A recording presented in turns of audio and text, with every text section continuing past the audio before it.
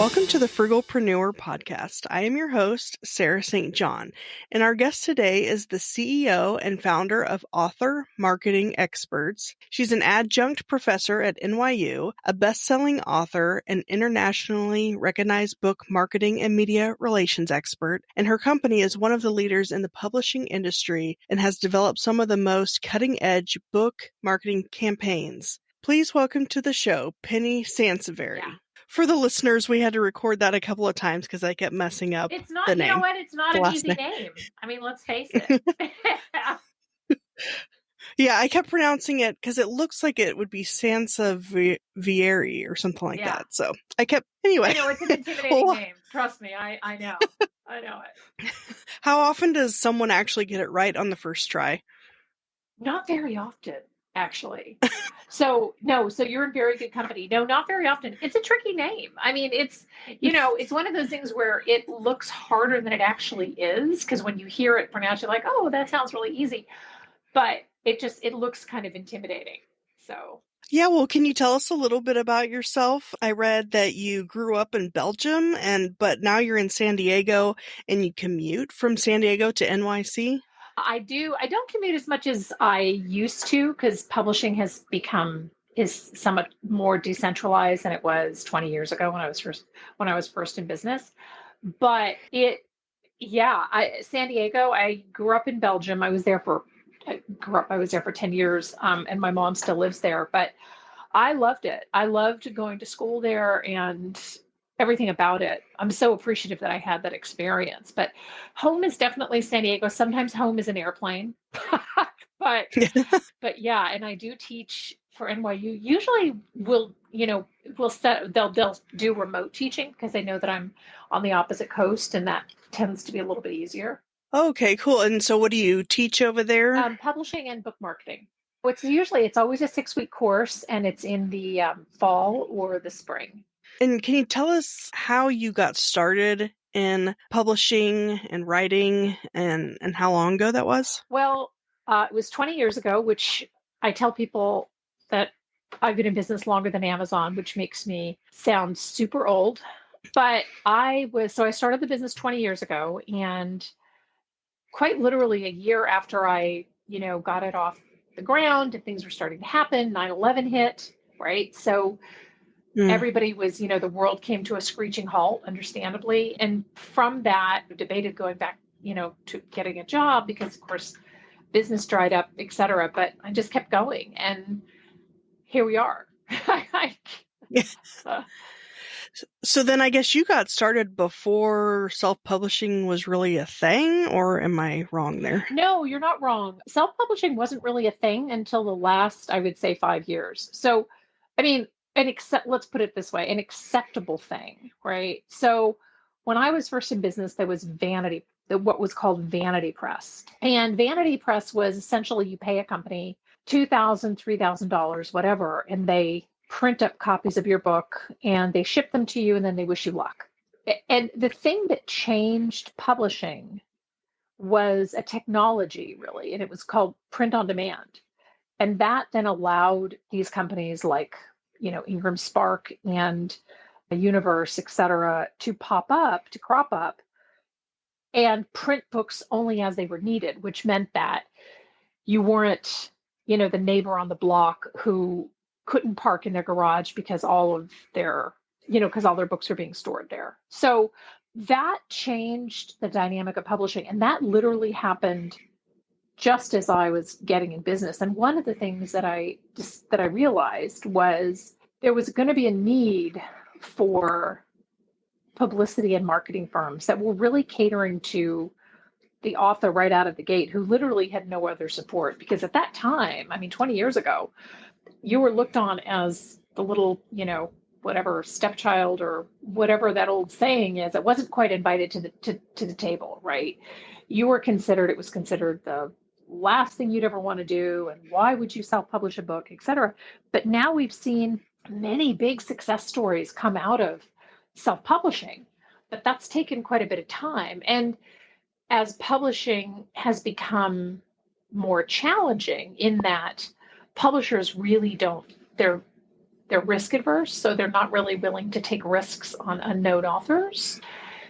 It's become necessary for authors to kind of look for alternative routes, which one of those is self-publishing. So then when you first started, I guess your books were traditionally published then? No, I self-published my books way back. So there was a company, so before iUniverse came along, there was a little company called Fat Brain, and it was Hmm. out of Campbell, California, and they later morphed into they grew into iUniverse, and then iUniverse was purchased, et cetera. But I published with them, and it was kind of an archaic process because even the publishing company was trying to figure out how to do this, what to, how to make this work, how to, and everybody was getting used to the technology, but I was never traditionally published. It's really hard for me in particular because I write books that get outdated fairly quickly, right? So the publishing timeline for most authors is 18 months. So from the time that you get picked up by a traditional publisher, between then and the time that it gets published is 18 months. Sometimes they can do what they call a drop-in title. So a book will get published quicker, but that's only if there is some kind of pop culture or newsy reason, right? So whatever, if there's some kind of we've seen a lot of political books this year that have been essentially drop-in titles because the publishers have felt that they were super timely and waiting 18 months with the way that the news cycle is wouldn't have been prudent for them. So for most of the authors out there, it's an 18-month window. So that's always too long for me because by the time the 18th month rolls around, I've probably done 2 updates to that particular book. So, I write books on social media marketing and I write books on Amazon marketing, et cetera. And especially in particular on Amazon, things are changing all the time. So it's important to me to have a book out there that is up to date. For many authors, Mm-hmm. the 18-month window doesn't matter if you've written general fiction or genre fiction or a cookbook even, right? You could wait that long and be thrilled to do so, but it's not something that really works for, the topics that I write in. Right, yeah, that's one reason I like self-publishing is that with traditional, like you said, you usually have to wait, Yeah. 1 to 3 years or whatever. Well, first of all, to even get a traditional publishing deal is hard enough, but even once you do, it takes so long. Whereas self-publishing, and that, like you said, that might be okay for fiction or whatever, something that doesn't need to change. But if it's something about, like you said, social media or even the stuff that my books are about, if the things change so quickly that it wouldn't make sense, like by the time it got published, that would be old information. Right. And you've got to figure too, there are 4,500 books published, approximately 4,500 books published every day in this country. So, and that number is largely inaccurate. It's maybe even higher because Amazon has its own internal, what they refer to as ASIN numbers, and they don't release how many of those they use every day. They're very cone of silence about just about everything, as we all know. But so we can only guesstimate at how many books are published. We go by ISBN numbers issued from Bowker and then kind of add 20% to that. But there's a lot of competition out there for a really good book. So maybe you just wanted to publish your memoirs and you really just want to give it to your family. Those are 2 very different scenarios, right? The person who really wants to build some momentum for their book needs to you really can only bring your A game to this market, which part of that is having a book that's current. Yeah, and I think other advantages of self-publishing is that, in addition to being able to get it out sooner, is that you have full control over like the cover, the content, you can update it whenever. And as I understand it, with traditional publishing, they don't even really market it for you a whole lot, so you have to do that regardless. Yeah. So, Yeah, yeah. I mean, you don't get a lot of marketing support from publishers, and it's not because they don't like your book, because obviously they're publishing it. It's just that, a lot of these publishers, they're putting out 75 titles a season. and they may have one or two people in their marketing department. And I can tell you, as a marketing professional and a book publicist, that I could not handle 75 titles a season. Like, that would just make me, something would have to crack. More than half of those titles would not get my attention because it's just too much to ask. So they'll do, a lot of times traditional publishers will do a specific set of things, like maybe they'll run some ads or something because they can kind of batch those with other similar books in your genre. But otherwise, the marketing is really up to you. So if, when you look at it this way, when you say, well, I really want a traditional publisher because I want them to market the book, and then somebody like me comes along and says, well, they're not really going to market your book, then you think, well, why am I waiting 18 months to get published? And so that's when you have to really decide if it's worth the wait for you. A lot of people are using a book as a business card, basically, now. Right. When someone asks for a business card, they'll just give them their book instead. And so because of that, with self-publishing, it's helpful that you can put like a call to action on the front or the back, like get my free this, that, or the other. Whereas I would assume that in traditional publishing, you don't really have that control. And even with Amazon, even if someone doesn't buy your book and they do the look inside, maybe someone might still sign up for your email list because it's in the front. And so I think more people are using it as a business card now, basically. Well, I mean, to be candid with you, that's my books are my business card. So, in fact, I have a book out called The New Business Card, which talks about the why and how of, if you are a business owner, how do you go from I really should have a book to completed book? And there's great value in that, right? Because we know, and I know from having done bulk sales to companies using books, that a book is not, if somebody gives you a book at an event, it's different than having somebody give you a visor, right? Or a paperweight or something like that. All of those may seem like really cool things to get, but are you really going to keep them? In general, probably no, but you'll probably keep the book. So I like books because it's harder to throw away a book. Like, I don't know really Mm-hmm. anybody that, you might donate them before you throw them away. I don't know anybody that actually does that, but you'll keep it. Mm-hmm. And so we've had authors who will, maybe even have self-published and maybe even create custom versions of the book cover, or, have some kind of a logo on it or something specific to the event. So if they're keynoting or something like that, or maybe put a letter in the front of the book just for that event. Thank you so much for attending my keynote. I hope you enjoyed this book, etc. So there's a lot that you can do with the flexibility of independently publishing. As you pointed out, you have much more control. Oh, that's interesting. I hadn't really thought about someone customizing it to an event. Huh. Yeah, Yeah, that is a good idea.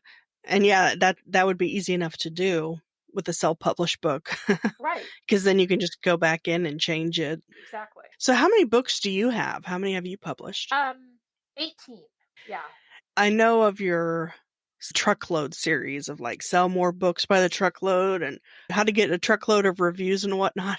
Can you maybe go into some of that? Like how to, when you self-publish a book, how to be seen and found and how to get reviews and whatnot. And of course, I know there's Amazon ads and that's probably the best way to advertise at least. But just wondering if you had any input there. Well, I mean, so if you're listening to this podcast and you say, okay, I have a book and it's being born tomorrow or next month or whatever, or my book has been out for a while, what can I do? And it's really easy to kind of slip into let me just run a bunch of ads for this book and see what happens. And I'm not a fan of ads, but I'm a fan of doing things strategically.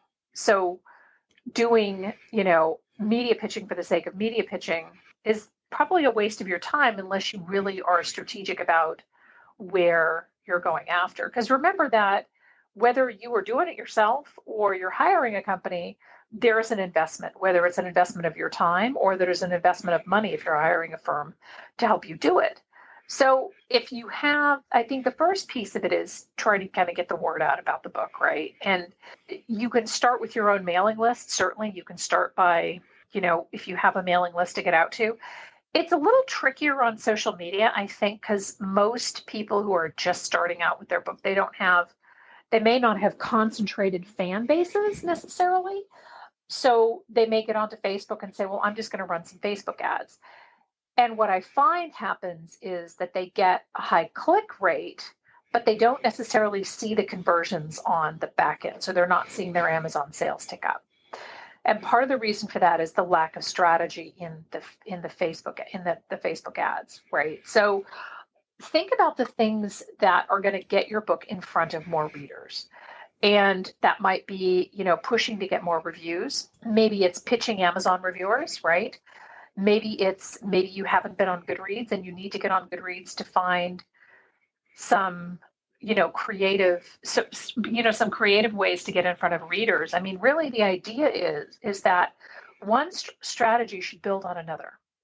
So if you're on Amazon and you are pitching yourself to, your local media, or you want to do local events, etc., remember that to go after national media, unless you have a big media background, so you've done media for years and blah blah, etc., is really hard. It's a tough place to start.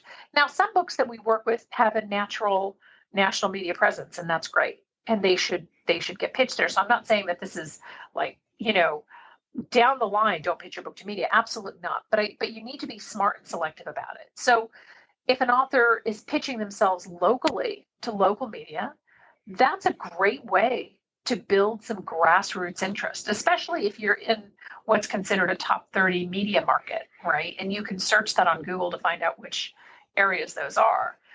Many of us are probably going to be in top 30 media markets. And what that means is that there's a potential that you could get picked up nationally, right? So be strategic about what you're doing. Another thing is that authors almost always overlook is their Amazon author page. So, you get so busy throwing a book up on Amazon, right? And you get it set for pre-order or whatever you do. And they oftentimes forget that Amazon book page still has to convert people, right? It has to convert the people that you're sending. So it goes without saying that you need a great cover, and you need a cover that looks like it could be on a bookstore shelf. But you also should have a really great book description. And having a book description that is jammed together, like 3 paragraphs kind of mashed into one, is not going to get you the kind of conversion that you need on Amazon. So before you do anything else and sending people to your Amazon book page, which is where most of us are going to be selling books, right? Make sure that your page is actually selling books, right? Make sure that you have spacing and bullets if you have a nonfiction topic, and headers, and lead your book description with a standout review, even if it's one of the reviews that's in, the review section below. For how to sell books by the truckload on Amazon, I actually added the table of contents to the Amazon book page. So there's a lot that you can do. And your company, Author Marketing Experts, I guess you help with that, or what is the process there? Or what all do you assist with? Well, we do traditional book publicity and marketing. And I say that in 2 sentences because they're really 2 different things. So yes, we do the Amazon work. We do Amazon evaluations. We do the Amazon, feedback. We run Amazon ads. We do optimization. We do keywords and categories, etc. But we also do the publicity. So we also do the media marketing and getting people on, TV and radio and podcasts and blogs and national and local. So we do all of that. But what we do per book, so somebody comes to me and they say, well, what do you do for book marketing? It depends. It depends on a lot of things, because there's a lot of, if you're creating the perfect recipe for book marketing success, there's a lot of different ingredients that you can put in there. And some of that depends on what you want the outcome to be, right? So if you want to do more speaking, your book marketing campaign may look a little bit different than somebody who wants to drive more business to their consulting firm, right? So everything really has to be that's why I always I use the word strategic almost ad nauseum, I realize, but it's really important to be, because you'll waste a lot of time and you waste a lot of money if you just throw a bunch of stuff out there. I call it the spray and pray theory, throwing a bunch of stuff out there and hoping that some of it sticks. Yeah, and you've worked with Guy Kawasaki. Yeah. Which book have you worked with him on? Well, we worked with the one that he self-published. We worked with his book Eight, which was author, publisher, entrepreneur, and the book was specifically, and he's been traditionally published by a number of trade publishers, but he published that book specifically because he wanted to understand and offer information for people who were thinking of self-publishing their books. And he was phenomenal to work with, just such a lovely human. But his book was extremely well received because people said, well, Guy Kawasaki's a major best-selling author. If Guy Kawasaki can independently publish, then it's probably good enough for me. So it opened a lot of doors. It opened a lot of eyes, I think, for lots of people who were previously maybe poo-pooed it or weren't really sure that's the way they wanted to go. Have you worked with other recognizable names? We have. I mean, we've worked with the former Kennedy Secret Service, and we worked with which on a book called The Kennedy Detail, and we worked with the Goldman family of the O.J. Simpson. Right, we worked with their book. So we've worked with a number of very interesting best-selling. I mean, I think The Kennedy Detail was probably one of my all-time favorites. It was an extremely fun project. But we've worked with a number, and also in genre fiction, so best-selling romance authors and things like that. So it's been a lot of fun. So I guess your company doesn't really focus on like the process of writing the book and this, that, and the other. It's more like after the book is done and the marketing of it and publicity, I guess. Well, no, we don't do, so I can refer people to editors and ghostwriters if they want to have a book written for them. And I can certainly coach people through the process, just because part of what I teach for NYU is the process, right? It's taking people through, okay, so you've decided to independently publish, now where do you start? And that's kind of how that course was built. So the 6-week course that I've taught there takes you through making a decision and deciding to independently publish and who are you going to go through and understanding different types of editors. So that kind of soup to nuts stuff I also do in coaching with authors, but we're not a publisher. That's not a hat that I want to wear, because there are so many outstanding publishers out there that I would rather refer authors to. So how many authors have you worked with so far? Oh, I don't know. I mean, 20 years, I don't know. I mean, I would say thousands. Yeah, hundreds? Oh, thousands. Yeah, wow. I mean, because we have, the other thing is too, is that we've worked with authors in the short term and some that are long term. So some campaigns are longer. Some authors we work with just to, do smaller campaigns. Maybe it's just an Amazon driven campaign or something like that. So yeah, we've had a lot of authors. Yes. So it's kind of curated then to the individual author. Like if they only want to do a month-long promotion or, publicity media, tour type thing, or if they want to do a 6-month or whatever, I guess it's just kind of priced based on what they want. Yeah. And it's also, sometimes authors come to us and they say, I really want to know what you would recommend for this if you were in my shoes. And so, I'll make a recommendation, but a lot of it is budget driven. A lot of it is budget driven and goals driven. And also sometimes the timing of the book. So we've had some authors who come to us, after the book has been out for 6 months or so, or maybe even a year. And we're a little bit more limited in what we can do if the book is older, because it's harder to get media interested in books that have aged, right? So some books get renewed interest, right? Like right now we're in the middle of, of a pandemic. And so you see all these books about the flu and, the flu pandemic, et cetera. And those have been published, 10 years ago, and all of a sudden they're bestsellers on Amazon again. So that's not to say that some books don't cycle back into the system. But for the most part, if a book is older, we're a little bit limited on what we can do. So I take that into consideration as well. But it's all very custom. I mean, it really has to be. There isn't, our job would be a lot easier if there was a one size fits all, but there really isn't. There is not a one size fits all for publishers and for authors and books. Yeah, and I guess if anyone wants to learn more, of course, and speak with you, they would just go to Yeah. amarketingexpert.com.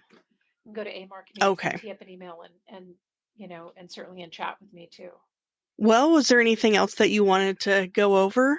No, I appreciate the interview. This has been really, really fun, and I hope it's been helpful to the folks listening about, what they can do. And I just want to encourage people, publish that book because you never know what could happen. And when I published my first book 20 odd years ago, I said, this is the only book that I'm going to publish.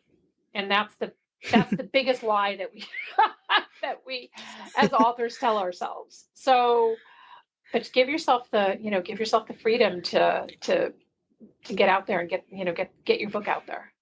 Yeah, that's funny because my first book was called Frugalpreneur, and it launched basically with the podcast. And I was like, okay, that's going to be my last book. But then I had learned so much about self-publishing during that process that I was like, okay, I'm just going to do another book called Authorpreneur. Yeah. And then after that one, I was like, okay, that's my last book. But now that I'm doing a lot more podcasting, I'm like, I think I'm going to start working on another book called Podcastpreneur. Yeah.